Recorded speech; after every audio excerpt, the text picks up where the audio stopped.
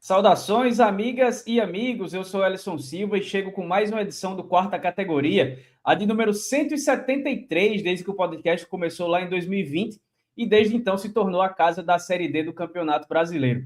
A gente começa esse episódio pedindo para que vocês nos sigam e nos assistam no P Categoria no X. Siga a gente também no @pcategoria no Instagram e também que compartilhe os nossos episódios que estão no YouTube e também nos tocadores de podcasts espalhados por aí. Bom, a gente vai começar esse episódio chegando com um pouco de atraso, mas não poderíamos ficar de fora da parte mais importante da competição, porque a gente chega para falar sobre o mata-mata do acesso, que teve seus jogos de ida disputados no último final de semana. Nessa edição, vamos contar com participações de alguns dos talentos que fazem parte do guia da revista Série Z, e comigo aqui virtualmente, o editor da revista, membro do Quarta Categoria desde o primeiro episódio, Felipe Augusto. Quanto tempo, meu amigo? Tudo bem? Tudo certo, Ellison. Estava com saudades, né? Mas a vida adulta tem dessas coisas, né? Nos fez aí atrasar um pouco a nossa volta, mas voltamos, né? E numa fase especial, né? Que é as quartas de final, os jogos do acesso. Esse ano teremos 6 acessos, né? Ao contrário do ano passado, teremos agora a sequência de 6 acessos daqui por diante, né? Com esse aumento da Série C. Uma quarta de final, uma fase com muita tradição, né? Com 3 times já subiram para a Série D, da Série D para a Série C em temporadas, times se batendo na trave e tradicionais, né? Como o Gama Nacional. Então, são umas quartas de finais bem pesadas, digamos, aí, no contexto da Série D também.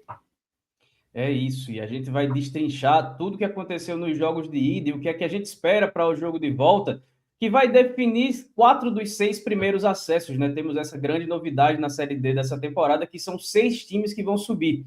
E a gente vai contar um pouquinho mais sobre isso daqui a pouco, depois da nossa tradicional vinhetinha. O Quarta Categoria é um podcast sobre a Série D do Campeonato Brasileiro, que traz informações, curiosidades e conteúdo relevante sobre o futebol que fica longe da grande mídia. Com eles, Felipe Augusto, Marcos Barcelos e Ellison Silva. E a gente chega agora, né, com essa edição 173 do Quarta Categoria, iniciando a temporada com um pouco de atraso nessa temporada de 2026. E aí, como o Felipe já falou, né, por conta de alguns compromissos particulares de cada um, né, dos nossos afazeres que de fato acabam pagando as nossas contas, mas a minha agenda, a do Felipe, a de Marcos, que hoje não está por aqui, como todos podem perceber, ela não bateu de jeito nenhum nesse comecinho de Série D, né? Algumas vezes a gente até combinou para gravar antes, mas realmente acabamos não conseguindo, né? Inclusive, dá para ver que a gente não conseguiu nem 100% ainda, porque a gente ainda está desfalcado do Marcos, né, que é o membro capixaba aqui da turma, mas se tudo der certo, ele volta aqui com a gente na próxima semana. E apenas para dar alguma satisfação, né, os guerreiros que estão com a gente desde 2020, quando a gente começou, ainda na pandemia.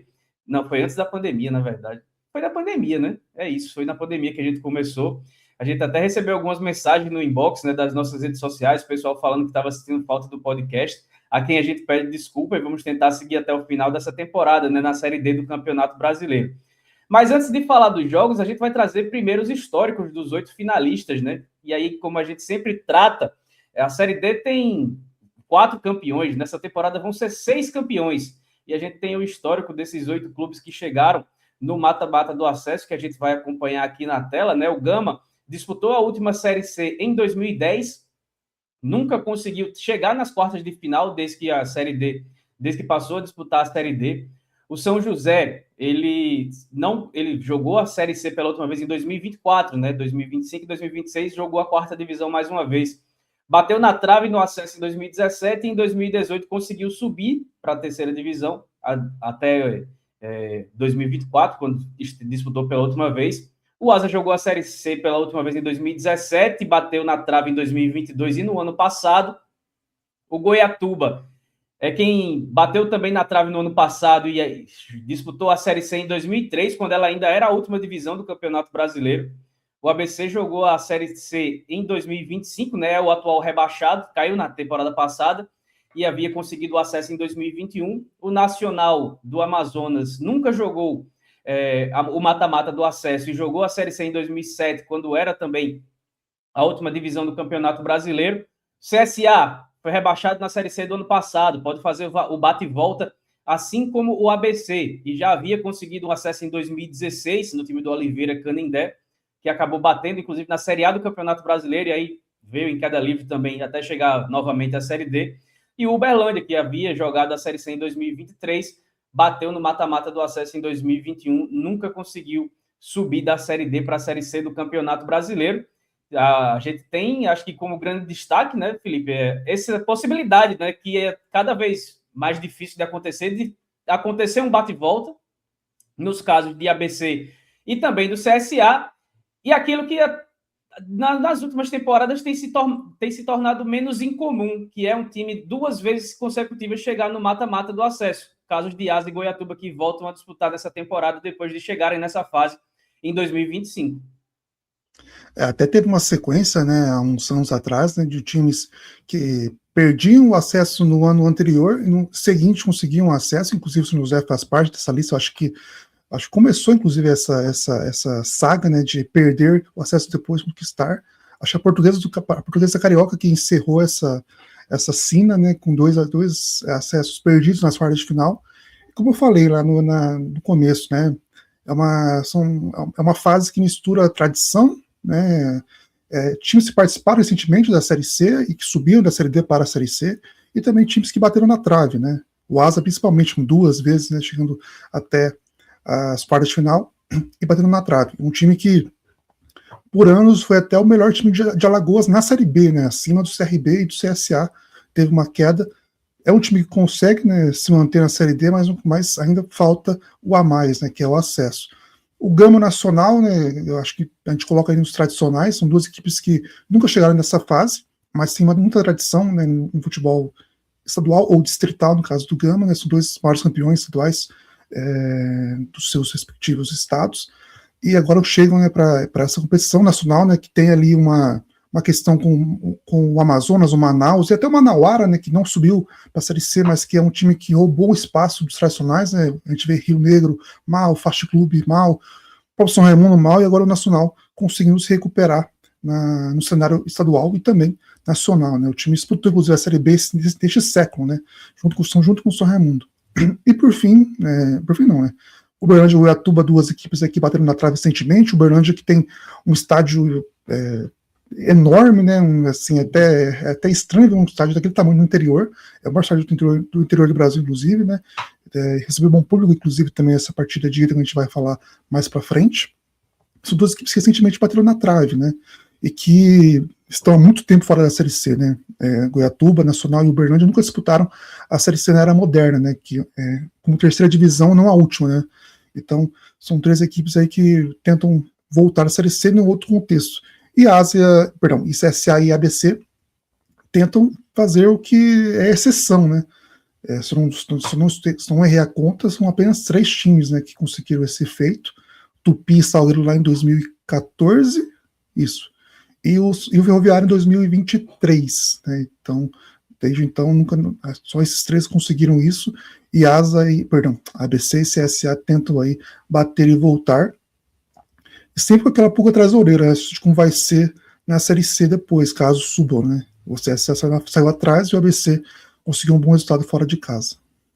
E vão ter 2 oportunidades de subir agora, né? Já que mesmo que não consigam passar dessa fase, vai ter o playoff para garantir os outros 2 que vão completar os 6 times que vão jogar a terceira divisão em 2027. Agora a gente vai para o que interessa, né? Nesse ano, como todo mundo sabe, teremos 6 acessos, os 4 primeiros serão decididos já no próximo fim de semana, os outros saem de um playoff que será realizado entre os 4 eliminados, que terão duelos formados com a classificação geral da Série D, somando todas as fases, que a gente vai trazer essa classificação atualizada no fim do episódio, então se liga por aí.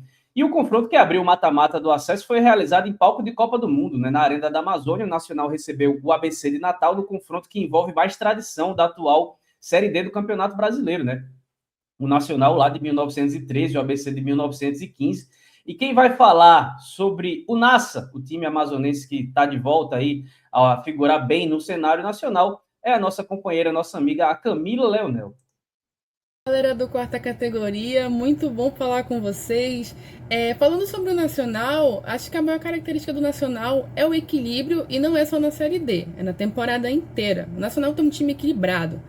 tem uma defesa sólida, tem um meio-campo que funciona, tem um ataque que produz chances de gols, e principalmente com a chegada do Thiago Gomes.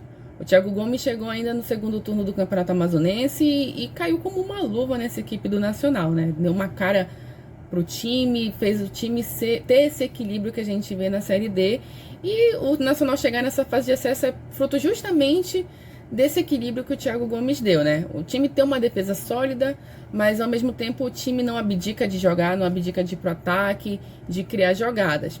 Acho que o maior ponto fraco do Nacional é ter um pouquinho mais de calma e um pouquinho mais de capricho para transformar esse volume no ataque em gols. Muitas vezes o Nacional até chega, o Nacional até cria, mas tem essa dificuldade às vezes de transformar essas jogadas em gol. Um pouquinho mais de capricho, um pouquinho mais de calma aí na hora de finalizar para marcar e fazer esses gols que tanto precisa, né? O Nacional vai fazer esse primeiro jogo em casa, que é uma força do Nacional também na Série D. O Nacional tem feito bons resultados dentro de casa. Os únicos jogos que o Nacional perdeu na Série D aqui em Manaus foram contra times amazonenses, né? Foram 2 derrotas para o Manauara, que já foi até eliminado da Série D. Mas tirando esses jogos, o Nacional teve boas atuações e teve bons resultados, né? Que é uma coisa que o Nacional vai poder unir agora nesse jogo contra o ABC, né? Tanto essa questão do time que tem esse equilíbrio, e o Thiago Gomes prometeu que a equipe vai propor jogo, vai ser ofensiva jogando dentro de casa, e também contar com a torcida jogando aqui em seus domínios. Tá bom, gente? Obrigada e até a próxima. Valeu, Camila, muito obrigado aí pela participação, pelas informações aí. Vou trazer para a gente as características do Nacional, mas se jogar em casa era uma grande força do Leão, logo no jogo que não poderia falhar, o time facilitou bem a vida do forte ABC de Vaguinho Dias, né, que é um dos especialistas aí na Série D do Campeonato Brasileiro. E se do lado do Nacional a dupla formada por Rafa Marcos e Sassá gerava muita expectativa, quem brilhou realmente em um ataque que tinha o Washington foi Luiz Fernando, que por pouco não fez um hat-trick, né, porque ele teve um gol anulado numa falha do goleiro Igor Rayan, que foi marcado impedimento na jogada, né? Depois o Igor Rayan se atrapalhou com o Gabriel e não teve jeito, o Luiz Fernando ficou com um gol vazio para abrir o placar. Depois, em um erro da saída de bola do Nacional, ele chutou da entrada da área para ampliar a vantagem. No segundo tempo, Fredson descontou em um rebote de cobrança de escanteio para o Nacional, mas ficou por isso mesmo, Felipe. O Elefante vai levar a vantagem do empate para o jogo de fora, que será na Arena das Dunas, outra arena da Arena de Copa do Mundo, para tentar retornar para a Série C no ano que vem. A Camila falou, né, citou até na questão dos pontos fracos, né, do Nacional, e de fato isso foi visto no jogo, né. O Nacional tem um ataque bem envolvente, né, consegue criar volume de jogo, como você falou, Rafa Marcos e Sassá no ataque, além dele o Andrés Andrade, o colombiano, camisa 10, muito bom, e também o Matheus Miller, né, nesse time, e o time conseguia chegar no ataque do ABC, mas não conseguia transformar isso em gols, né, tanto que o ABC conseguiu ser eficiente, marcar 2 gols, claro, e contou muito com a ajuda do Nacional, né? O primeiro gol que foi impedido, né? Foi anulado.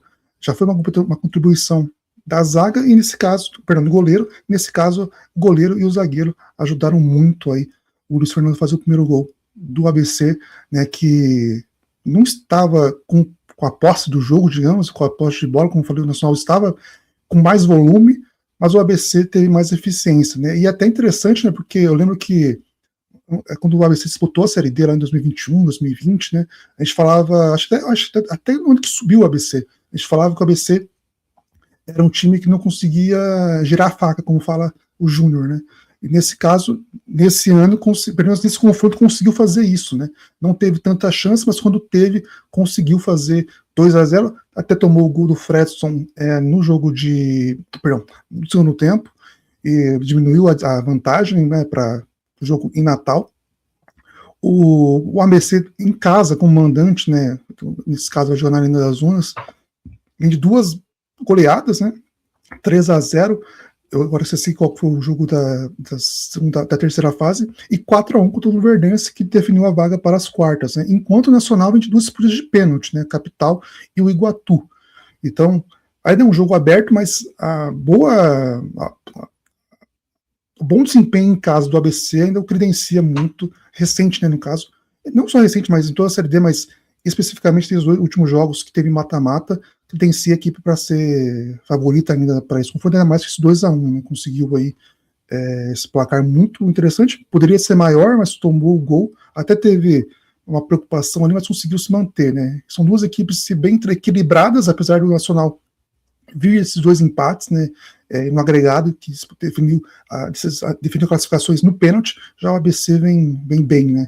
Teve ali um probleminha, talvez, com o Altos em casa na segunda fase, quando empatou por 1-1, mas tinha vencido fora de casa por 1-0, como venceu agora, também vai ter uma vantagem de um gol para defender em casa, dessa vez voltar de uma vez só, né? Bater e voltar na Série D, algo que não aconteceu lá atrás, ficou 2 temporadas até voltar para a 3ª divisão. Acho que era o Águia de Marabá, o adversário que faltou do ABC, Isso. que eu estava imaginando. E o ABC que ainda não contou com o Igor Bahia, né, nesse jogo de ida, que é um atacante fazedor de gol também, que pode reforçar ainda mais o time no jogo da volta do próximo final de semana. Bom, saindo do norte para o sul, né, o segundo jogo do sábado foi no estádio Paço da Areia, em Porto Alegre, e o São José recebeu o Gama, talvez a grande força desse mata-mata, né, o time com melhor campanha no geral, e que inclusive passou pelo América de Natal, rival do ABC, na final antecipada, que aconteceu nas oitavas de final, né? Mas para falar sobre o Zeca, que é dirigido por aquele Argel Fuchs, John William Tedeschi é quem vai trazer as informações aqui no Quarta Categoria.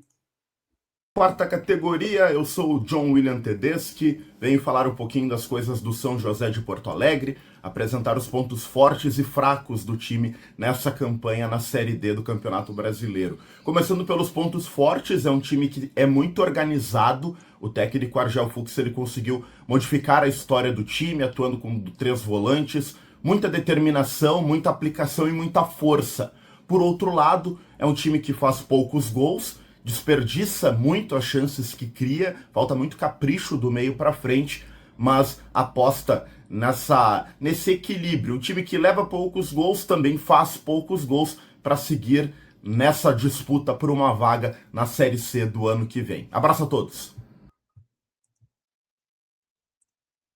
Valeu, John, um abraço, muito obrigado aí pela participação, pelas informações do Zequinha. E com a bola rolando, né, o São José conseguiu até mostrar a consistência que foi dita, né, ficando um pouco mais com a bola, controlando a partida, mas o Gama, bem mais qualificado tecnicamente, acabou sendo mais perigoso, né?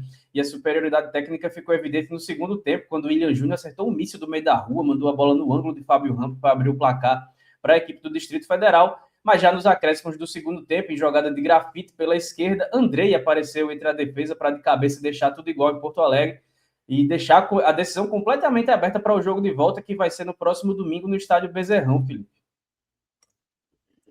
Se esse fosse um jogo de pontos corridos, né, o Gama era muito favorito, né, ainda é, né, porque a diferença, né, de campanha das duas equipes é bem grande, né, tanto que o São José tem uma campanha de saldo negativo, né, e tem apenas 5 vitórias, né, então é uma campanha muito irregular, mas que no mata-mata serviu, né, o time conseguiu classificar em quarto, né, com 13 pontos, um dos piores ali apesar que essa foi a média ali dos quartos colocados da primeira fase. Já o Gama não, né, vem atropelando, apesar que no mata-mata tem as 2 únicas derrotas, né, teve que reverter o placar contra o Porto Velho e o América nos pênaltis, né, para chegar até o jogo do acesso agora. Mas de fato, né, além do Gama ter um time melhor, né, o São José também se esforçou para entregar chances, né, como a gente viu agora, né, foram 2 chances ali que o Gama teve, né, com a ajuda da zaga adversária, e depois, no segundo tempo, o Gama conseguiu ser melhor e conseguiu fazer esse golaço com o William Júnior, né, tinha acabado de entrar o Henrique Almeida, aquele São Paulo, que foi reserva, e está reserva no Gama, né, ele entrou, o cara não teve participação no gol, né, e tal, mas foi só uma coincidência mesmo, e acabou que o Gama conseguiu fazer esse 1-0.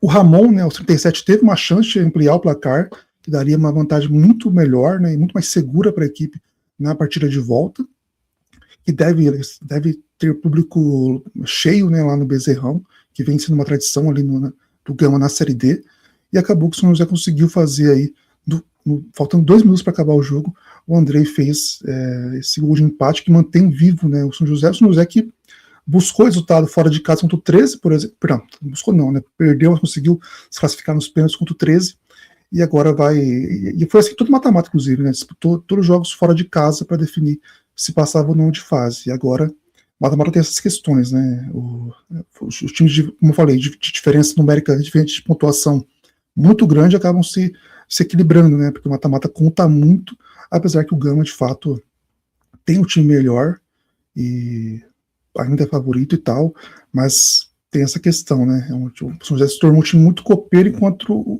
Gama teve que correr atrás, apesar que nesse caso vai começar a partida de volta mais tranquilo, né? Não vai ter que não vai sair atrás já no início do jogo, o que aconteceu contra o Porto Velho e também contra o América de Natal. Inclusive o América de Natal, se passasse de fase, pegaria o São José, de tão boa que eram as campanhas das duas equipes, né? Então foi realmente uma final antecipada de acesso, pelo menos, e acabou que o América ficou pelo caminho mais um ano na Série D aí. Mais um ano na Série D, impressionante.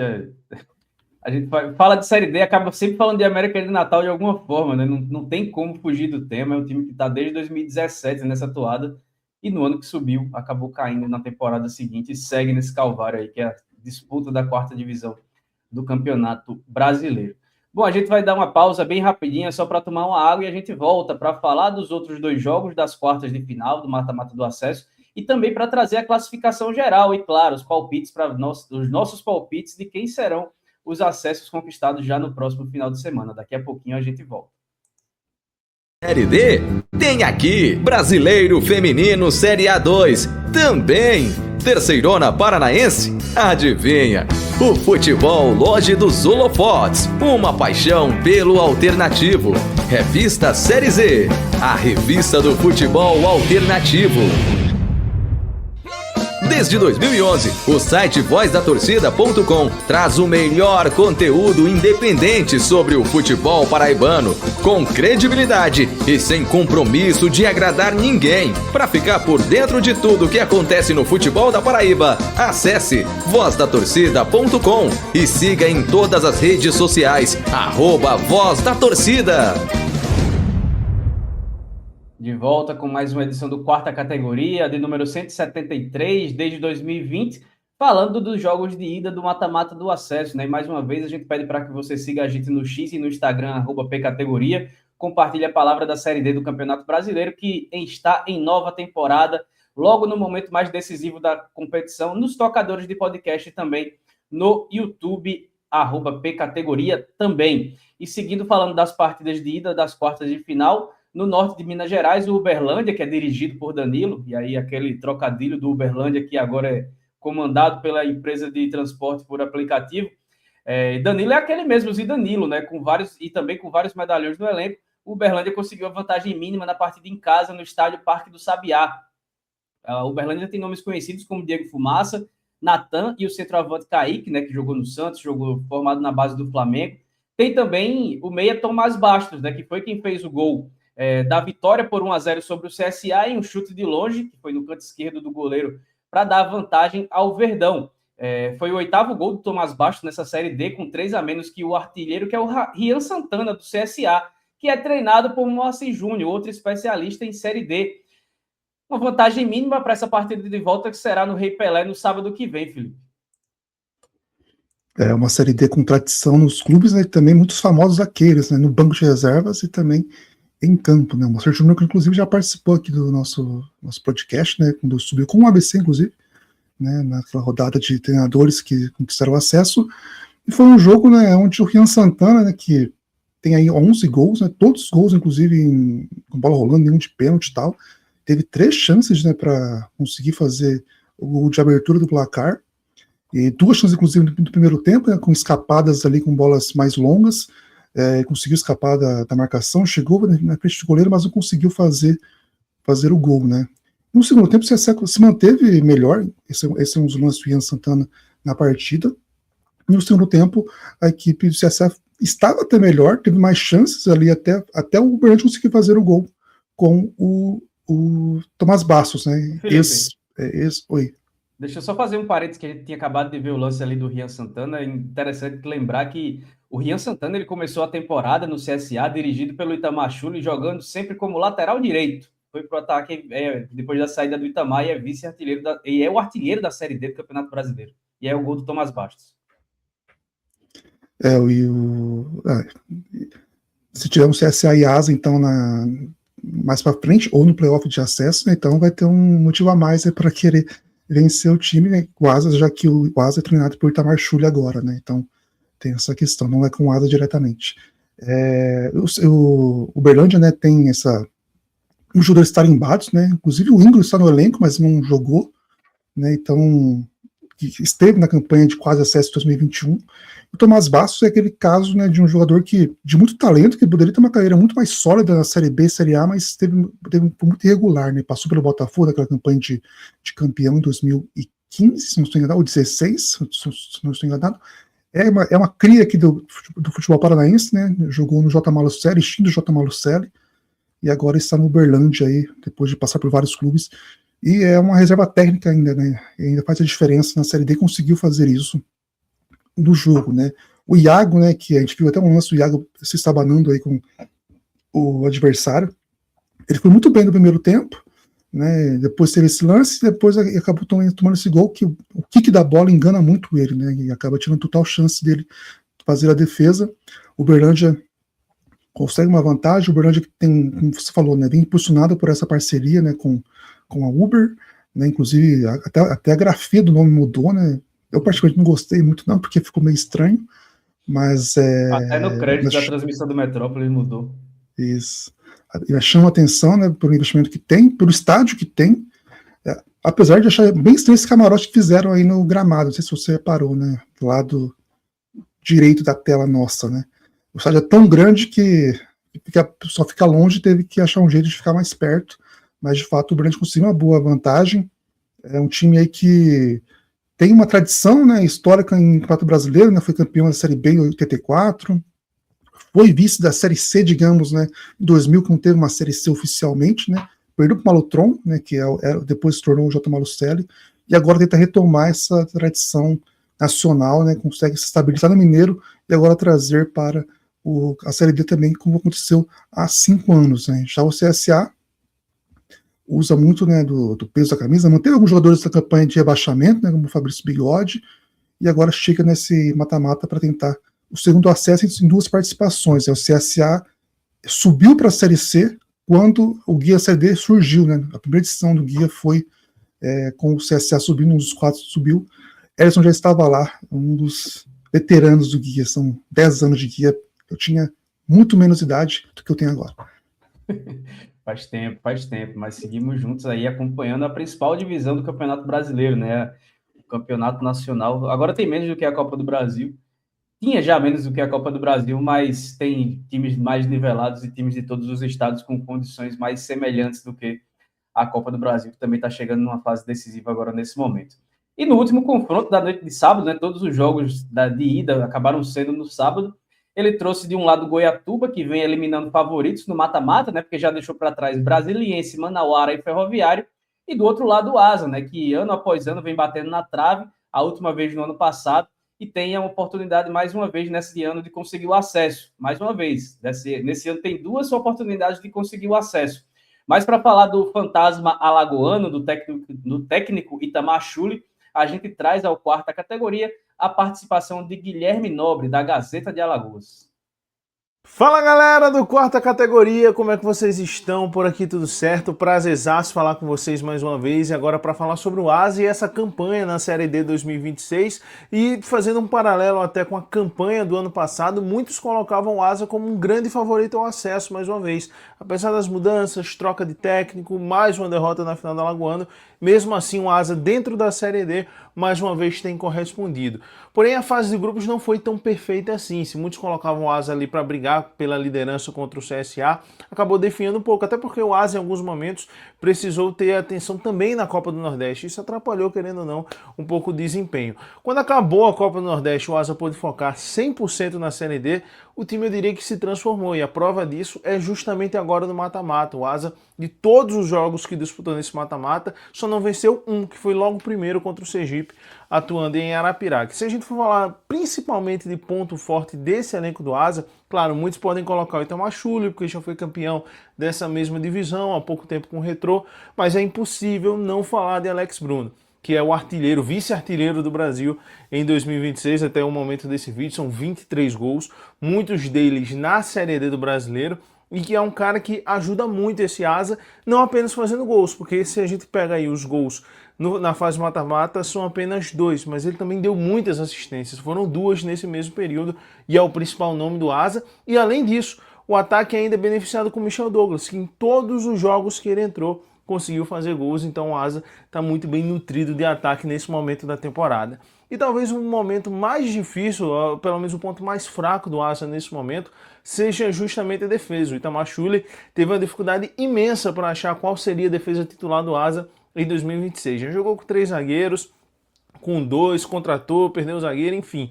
Hoje tem uma zaga bem definida, mas o Asa ele tomou gols em praticamente todos os jogos nessa fase de mata-mata, pelo menos um gol por jogo, só não tomou na vitória por 1-0 contra o Sergipe em Aracaju, ainda pela segunda fase da competição. Porém, fato é que hoje o Asa é uma equipe altamente consistente, sabe a dificuldade que vai ser enfrentar o Goiatuba, mas é uma equipe para a gente ficar com o olho bem aberto, viu, pessoal? Agradecer demais, um beijão para vocês.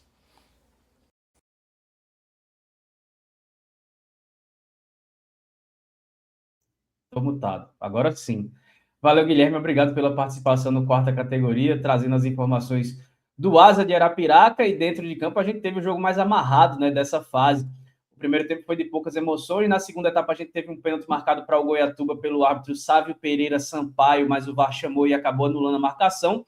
E apesar da presença de Alex Bruno no ataque do Fantasma, né, o placar ficou no 0-0, com tudo aberto para o jogo de volta no estádio Coraci da Mata, que é popularmente conhecido como Fumeirão, na Terra do Fumo, que é Arapiraca, no próximo domingo.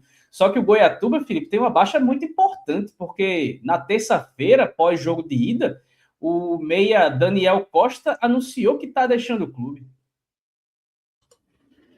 Pois é, né? Mais uma figurinha carimbada aí. Ele até não vinha atuando com tanta frequência, né? Vinha sendo mais opção, mas é um jogador que tecnicamente pode agregar muito ali num tempo, talvez, ele já tem uma idade mais avançada, consegue distribuir bem a bola ainda. É outro jogador que na Série D consegue se destacar com tranquilidade. E amarrado você foi gentil, né? Porque o jogo foi ruim mesmo.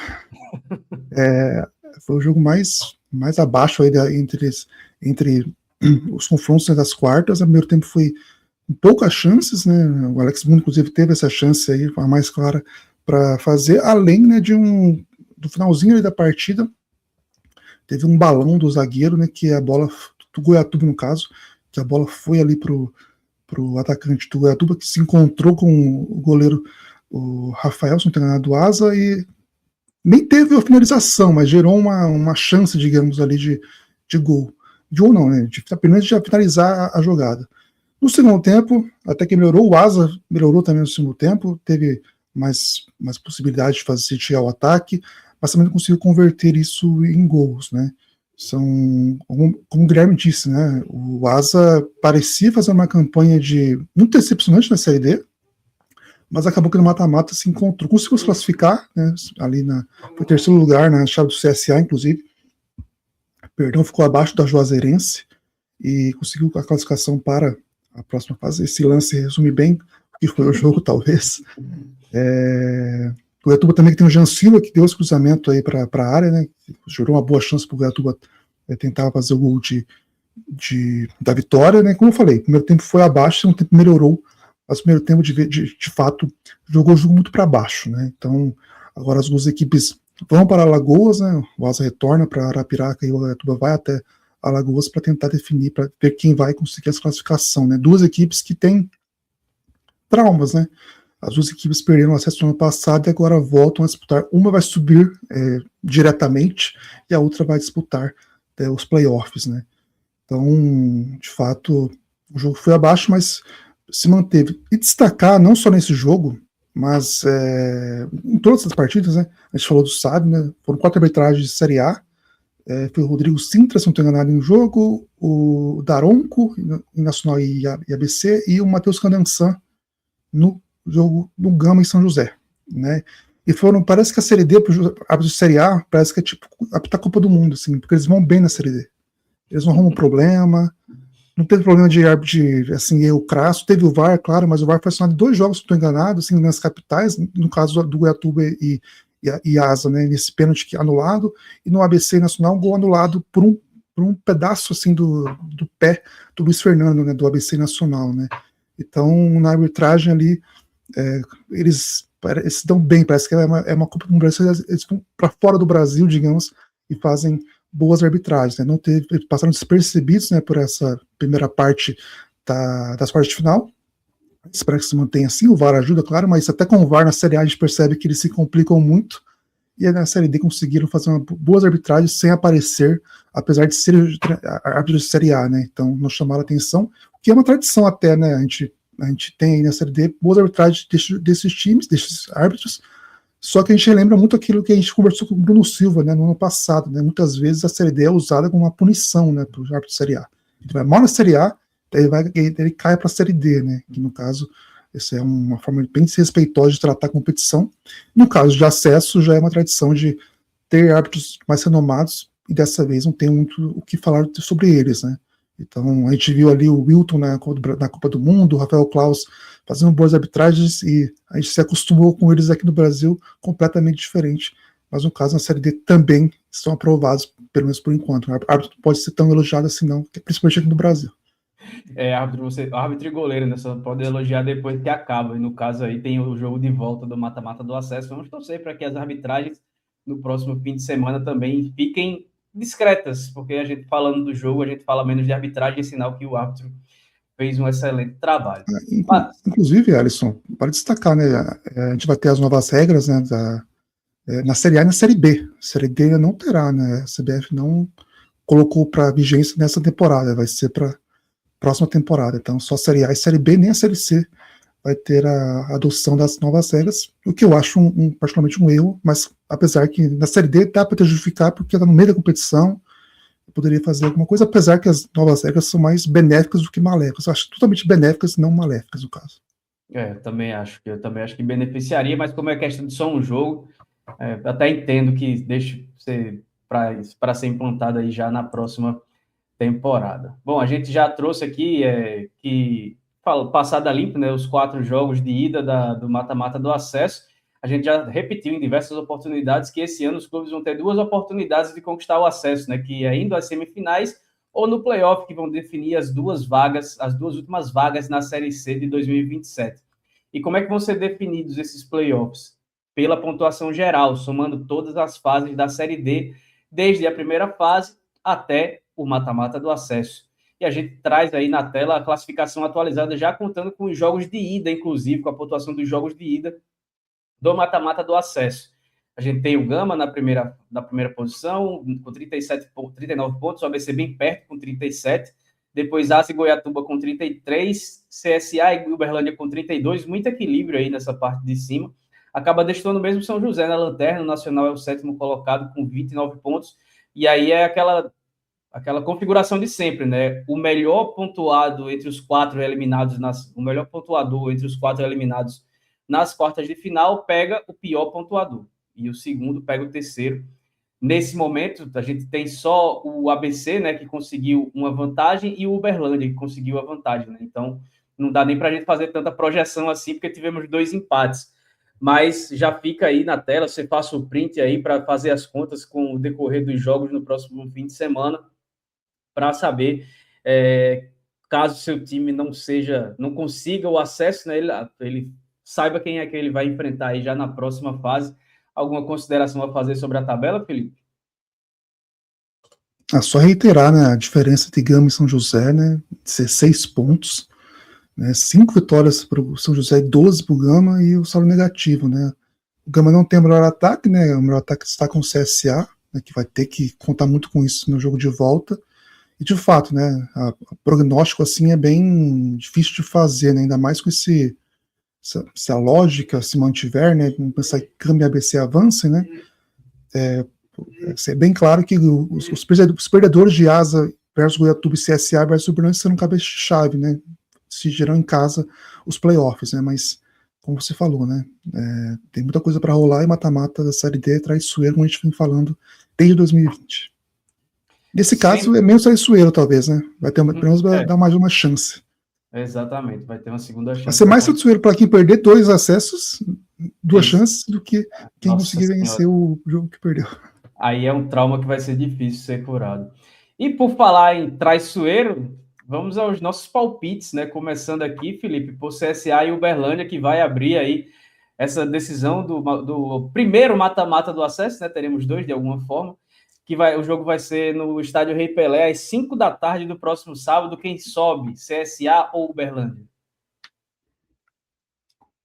Vou apostar num... Esse cara tem muita cara de... Se for para pênalti, tem que dizer quem é que vai subir. Então eu vou de Uberlândia nos pênaltis ou com empate. Uberlândia, para você, eu fico com o CSA, utilizando o mesmo critério que eu sempre utilizo desde a primeira edição da categoria. Depois vamos para o domingo, né? Que tem Gama e São José, jogo no Bezerrão, às 4 da tarde. Quem sobe? Aí eu vou de Gama, inclusive, né? Se o Gama subir, será o primeiro acesso do Distrito Federal na Série D, né? Acho que 7 estados, ou 5, 6, 7 estados não tem acesso. O Distrito Federal é um dos casos, né? O Gama, que vem se reerguendo aí, chega nessa fase agora para tentar esse acesso direto, né? Ainda pode ter a chance no playoff, mas quer o acesso direto. Então eu vou de Gama. Esse palpite ele é mais difícil do que parece, porque esse é o típico confronto que tem a cara de que vai dar uma zebra, né? Ainda mais se tratando do São José, de Argel Fux e do Fábio Ramp. O Fábio Ramp contra o 13 foi uma coisa espetacular, né? Pegou 3 penalidades e a quarta, que foi para cima, foi porque ele tinha defendido uma e tinha mandado voltar, né? Então, uma coisa absurda. Mas eu vou ficar na lógica, eu acho que o Gama vai subir para a Série C já dessa maneira direto. E o Fábio Ramp, né, bateu falta ontem, quase que ele se complicou, que a bola bateu na barreira, teve uma disputa ali pela bola, mas conseguiram evitar o contra-ataque do Gama. Pois é. Acho que o Gama vai subir também nesse confronto. Depois a gente tem 2 jogos no domingo às 5 da tarde. Vamos começar então pelo jogo do Fumeirão, pelo Coraci da Mata, Asa e Goiatuba, 2 times que vêm com trauma, né, de terem caído no mata-mata do acesso ano passado. Quem é que sobe, Felipe? 2 times, Goiatuba mais, né? Goiatuba que fez 2, assim, são times opostos, né? Goiano e Série D. Esse ano e no ano passado também foi assim, né? E o Asa, que parecia que entraria numa baixa, conseguiu se recuperar e novamente está nas quartas de final. Eu vou de Asa, contando muito com o fator casa, fator clima, não só de temperatura, mas também de clima de estádio. A Goiatuba vai ter que tentar, no meu caso, acho, ao meu ver, vai ter que tentar esse acesso pelos playoffs, que eu vou de Asa nesse caso. O Asa que no ano passado teve um trauma, né, bem considerável, que foi a eliminação, né, nas quartas de final para o Maranhão, né? O Maranhão que vinha batendo na trave há muito tempo, conseguiu vencer em Arapiraca por 3-0, mas eu acho que dessa vez o Asa vai dar a volta por cima e vai conseguir o acesso. E o Asa que era muito favorito, e fez a pior partida da disputa contra o Maranhão. Tomou 3-0, eu acho. Né? Isso, exatamente. Não viu a cor da bola nesse jogo de volta contra o Maranhão. E para a gente fechar, o jogo da Arena das Dunas é ABC de Natal e Nacional do Amazonas. Jogo de ida, o ABC já venceu por 2-1 fora de casa, mas são 2 equipes fortes. O que é que você acha que vai dar nesse confronto, Felipe? É um jogo que engana também, né? Porque é muito aberto ainda. Não é uma surpresa se o Nacional conseguir fazer 1-0 pelo menos para levar para os pênaltis, né? Por esse histórico recente, né? De mata-mata, levando a disputa para pênaltis, né? Mas apesar que foi com empate, não com vitórias. O ABC não terá o frasqueirão para repetir as partidas, né, contra o que fez com a Águia de Marabá e o Luverdense, mas eu ainda vou nesse ímpeto como mandante, pelo menos, do ABC nesse jogo. E vai ser um jogo para coroar o Alisson ainda mais como ídolo do ABC, né? Uma coisa impressionante a carreira do Alisson no ABC. Eu também acho que o ABC vai conseguir subir de divisão nesse confronto. Então, temos nossos palpites, já falamos bastante sobre os jogos de ida. Hora das suas considerações finais, Felipe. Muito feliz, né, pela volta. A gente até comentou nos bastidores aqui antes, será que eu sei fazer isso ainda, né? E a gente sabe, Alisson, pode cravar que a gente sabe, porque foi bem natural, saiu tudo certinho. A Série D está na nossa veia, de fato, né? Então, muito bom voltar, muito bom acompanhar, né, essa retomada da competição, né? Agora com mais clubes do que anteriormente, né? Com mais acessos também. Agora são 6 com esses playoffs, uma novidade bem legal, né, para a gente acompanhar. Ainda tem a disputa de título, agora vale, né, uma vaga na Copa do Brasil, a terceira fase. Então, apesar que tem uma maldição dos campeões Série D, né? Os 3 últimos caíram, subiram como campeões e já caíram, e o Barra está podendo fazer o mesmo roteiro na Série C desse ano, né? Então tem esse fator aí que, é claro que é só uma brincadeira, mas é uma coincidência bem estranha, né, que está acontecendo com os campeões. Mas de fato essa vaga na Copa do Brasil na terceira fase, alguns clubes já têm vaga, né, na primeira fase, perdão, na segunda fase, né? Já que a primeira fase tem os piores ranqueados. Então vale muito, né? Agora a semifinal tem uma lógica agora, a gente sempre batia nessa tecla, né, nas outras temporadas, e agora tem. Inclusive no ano passado a semifinal não tinha uma lógica, né? Só depois que no meio ali da disputa que acabou que o Barra e o Santa Cruz souberam que teriam vaga na terceira fase da Copa do Brasil desse ano, né? Então agora a semifinal conta muito, não só o título, né, mas a semifinal sempre foi uma fase meio borocochô. E agora tem esse fator, apesar que ainda é aquilo, né? Se perder o título, se perder a semifinal, não vai ser uma tragédia, não vai ser um trauma, porque de fato o acesso é o principal título, né? A principal conquista na Série D. Exatamente. Então, na próxima semana, a gente volta para falar dos times que subiram de divisão, também para falar dos confrontos dos playoffs, que vão trazer os outros 2 acessos, porque nessa temporada a Série D tem esse ingrediente a mais que é muito legal da gente acompanhar também. Então, vou agradecendo a todos que nos acompanharam nesse retorno do quarta categoria e aguardo vocês também de volta aqui na semana que vem.